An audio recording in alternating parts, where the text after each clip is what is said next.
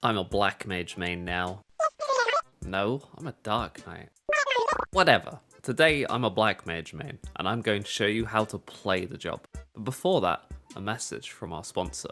It's me, I'm the sponsor. So check out the Patreon, become one of these amazing individuals that keeps me fed and sane. Anyway, roll that intro.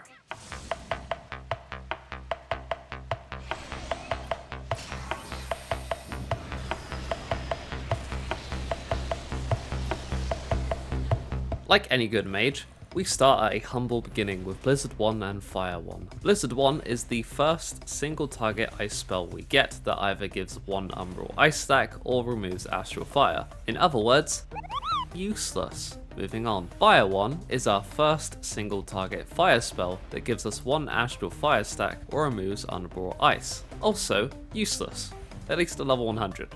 These spells do get a use at sub level 60, but that's not what you or I am here for. Scathe, an instant cast spell with doo-doo potency. With the amount of movement tools Black Mages have now, this spell has got to be some kind of inside joke only the developers know. Moving on, we have Fire Free and Blizzard Free. Finally, some good spells. Fire Free is a single target spell that grants 3 stacks of Astral Fire and removes Umbral Ice. Blizzard Free is a single target ice spell that grants 3 stacks of Umbral Ice and removes Astral Fire. Astral Fire makes fire spells do more damage, but cost more MP. Umbral Ice makes ice spells cost no MP and restore MP on successful cast. Both are unavoidable to enter after casting a fire or ice spell, so yeah. Anyway, at level 100, Fire Free is only really used with its proc to quickly get 3 stacks of Astral Fire. It has a 40% chance to proc by Fire 1 or a guaranteed chance from Paradox, making the next Fire Free an instant cast and cost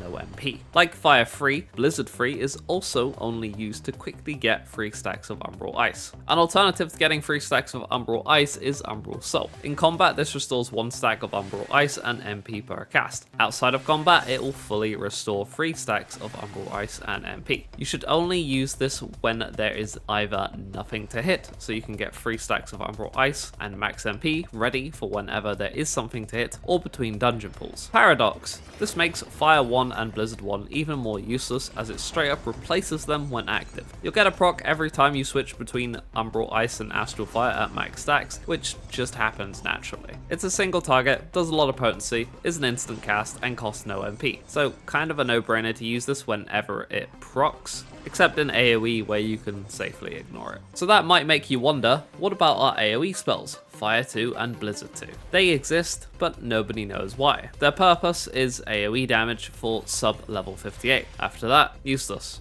Okay, maybe that's slightly disingenuous. In a dungeon, you'll have to cast a high Blizzard 2 to get yourself into a stance, but after that you literally cannot lose Umbral Ice or Astral Fire unless you cast a Fire 1 or Blizzard 1. So other than getting used as your very first cast, they are useless. Moving on to Fire 4 and Blizzard 4, our cream and sauce, or whatever the saying is. Anyway, both are single target and can only be casted in their respective stances. Fire 4 is the spell we spam the most as it looks the coolest, and I guess it does good damage and grants Astral Souls that hold up to a maximum of 6, which is an important resource that we'll touch upon in a little bit. Blizzard 4, on the other hand, grants 3 Umbral Hearts, which essentially reduce the MP cost of Fire 4 and Flare. We only need to cast this once per rotational loop. Unlike High Fire 2 and High Blizzard 2, Flare and Freeze are actually good AoE spells. Flare consumes all MP and grants 3 Astral Souls. Umbral Hearts will reduce that cost by 1/3. So you can cast 2 flares back to back, which will stack 6 Astral Souls. Meanwhile, Freeze acts like Blizzard 4 as it also generates 3 Umbral Souls, but does AoE damage. For clarity, Flare is a gain on 2, while Freeze is a gain on 3. Very cool. Moving on, we have Despair, that is a single target variant of Flare. You'll want to use this as your last spell in Astral Fire, as it's an instant cast when you have 6 stacks of Astral Soul. Speaking of those Astral Souls, generating 6 of these will allow the execution execution of Flare Star,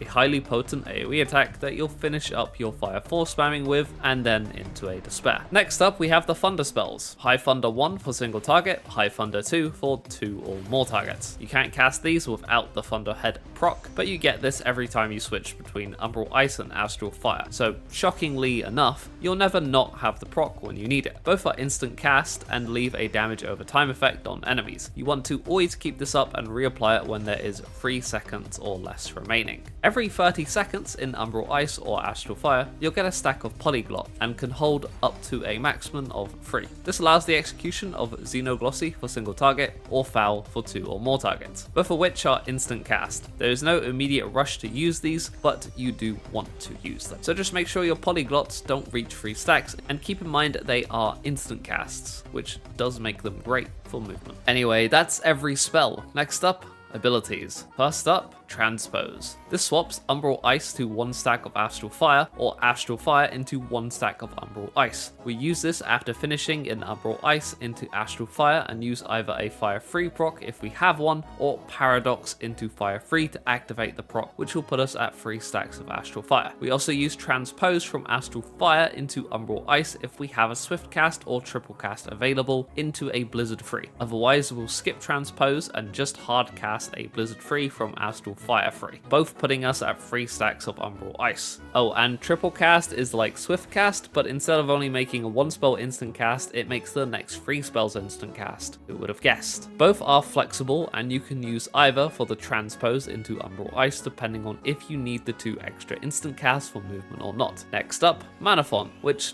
does a lot. It fully restores your MP, grants a Thunderhead proc, a Paradox proc, and grants you 3 stacks of Umbral Hearts. It's on a 100-second cooldown and should not be treated as a 2-minute offensive. Press it as soon as you can after finishing an Astral Fire phase at 0 MP. This essentially lets you do 2 Astral Fire phases back to back. Ley lines. This creates a circle around you, and standing within the circle reduces cast times by 15% for 20 seconds. Not sure why it's not called Ley Circle, but oh well. Anyway, it's on a 2-minute cooldown and holds 2 charges, making it kind of your 2-minute offensive, but you should prioritize just getting casts off within the ley lines over anything else. So if the 2-minute burst window is heavy on movement, you can delay the ley lines until you can stay put, and if you really want to contribute to raid buffs, Xenoglossy is always a good option, and your overall rotation is always potent enough, so you'll always benefit from raid buffs either way. It also has 2 charges, so you essentially get an extra one which you can flexibly use anywhere as long as it's getting the maximum amount of uptime it can. You can also use Retrace that moves your ley lines if you really want to fit it into raid buffs, or if there is no other place to put your ley lines and you have to move it. This ability will help with that. You also get these 2 abilities. Ethereal Manipulation will rush you to a party member, while Between the Lines will rush you back to your ley lines. Just make sure there isn't a gap or death wall between you and your ley lines or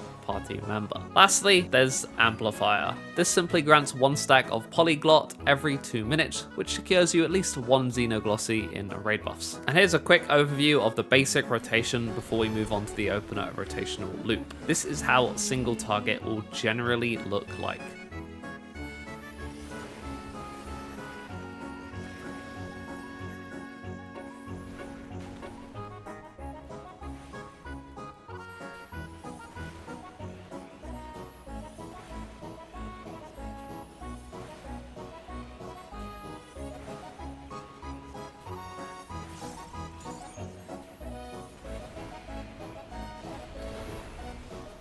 If there are 3 or more targets, you'll do the AoE rotation instead, just like the infographic here, but if there are only 2 targets, you'll do the same, but use Blizzard in place of Freeze.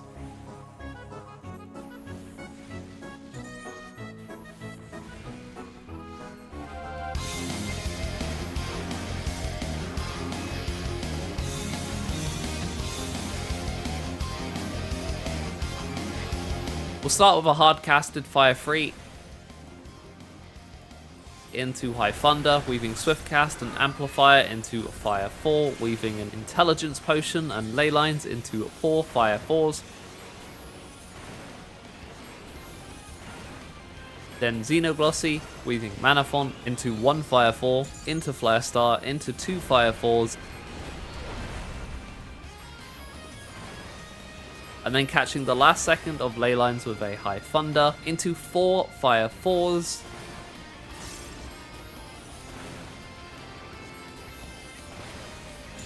into a Flare Star, into a Despair, weaving Transpose and Triple Cast, into Blizzard 3, into Blizzard 4, into Paradox, weaving Transpose, into Paradox again, Fire 3, and then either Fire 4 or High Thunder, and then the other. Here I place my second layer lines down so I can do the High Thunder first and keep the Triple Cast Fire 4, but even if we lost the Triple Cast, it wouldn't be the end of the world, so the ley lines here isn't mandatory, and you might even be able to just pull this off without it if you have enough spell speed, but it's a dummy, and I can just get away with putting this ley lines anywhere. Also, do keep in mind that you can fit your other spells that aren't part of your rotational loop, like Xenoglossy, anywhere you please, as long as you aren't overcapping them. Anyway, I'll let this play out and be back in a moment.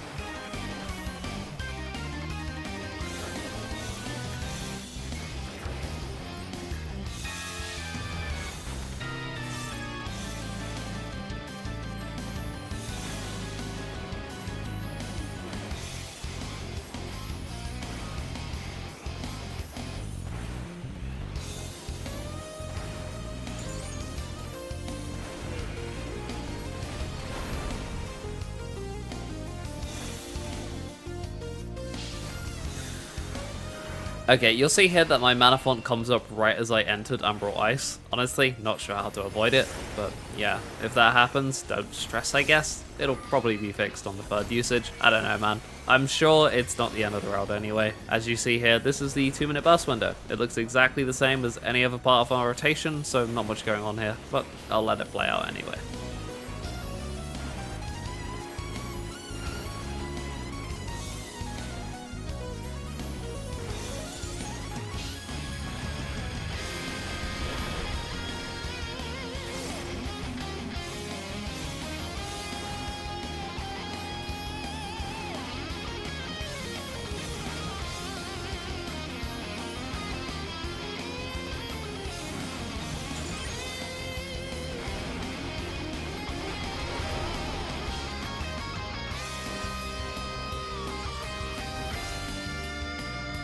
And that's everything you need to know to play Black Mage.